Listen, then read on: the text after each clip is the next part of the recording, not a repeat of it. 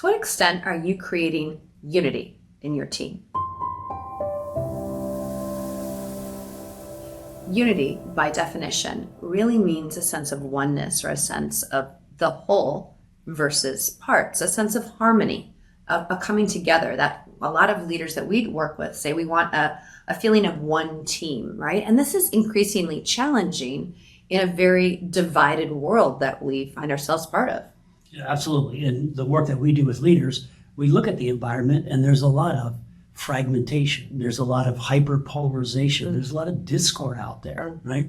And this leads to feelings of separation and isolation, at the very top of the leadership level for the leadership team and also for the workforce in the organization, right? So there's little to be gained and a lot to lose by becoming separated and remaining separated.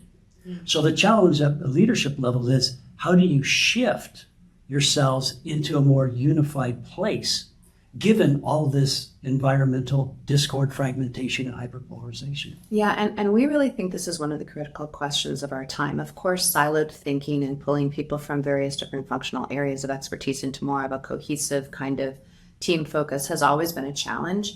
And yet, in the midst of all this divisiveness and the polarization, as Rick described, it's even more essential. How might we create a force of unity across these divisions?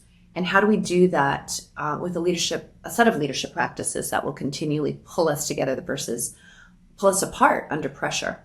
And we find in the work that we do individually with coaching leaders, as well as in the executive offsites that we lead, that really there's three practices that can make all the difference in the world. And number one, we start with humanizing one another. Now that may sound, maybe basic or logical, because we are humans interacting with one another in a team.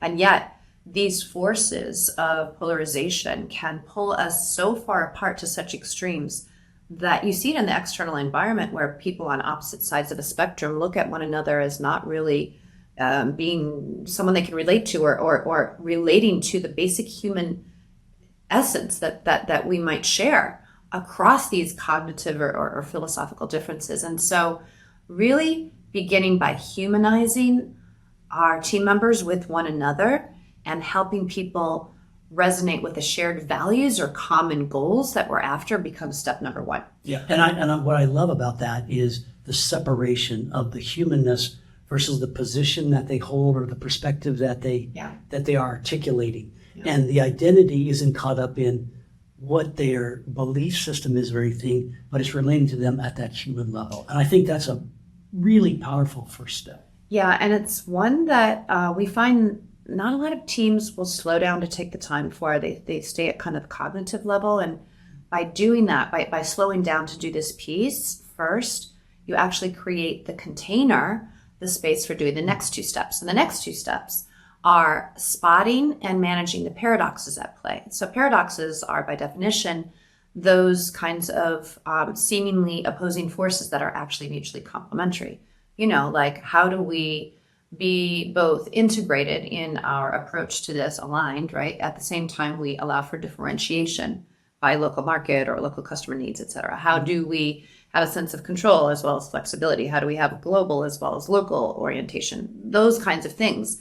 You find when you actually can spot the paradoxes at play, these natural tensions and trade-offs that we're trying to balance are actually mutually complementary. We need one another.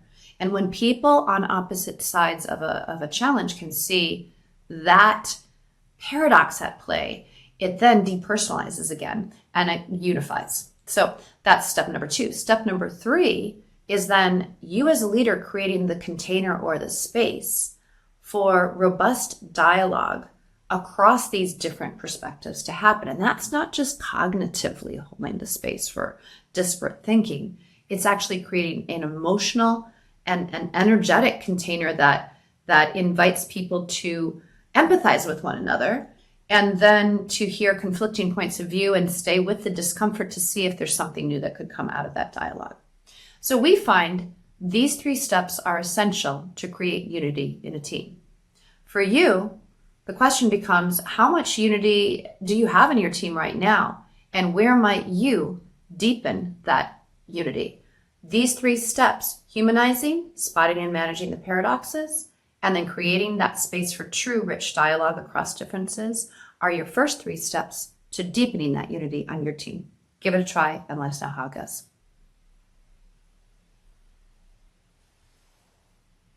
None has a good one. Perfect. Yeah, let's play it.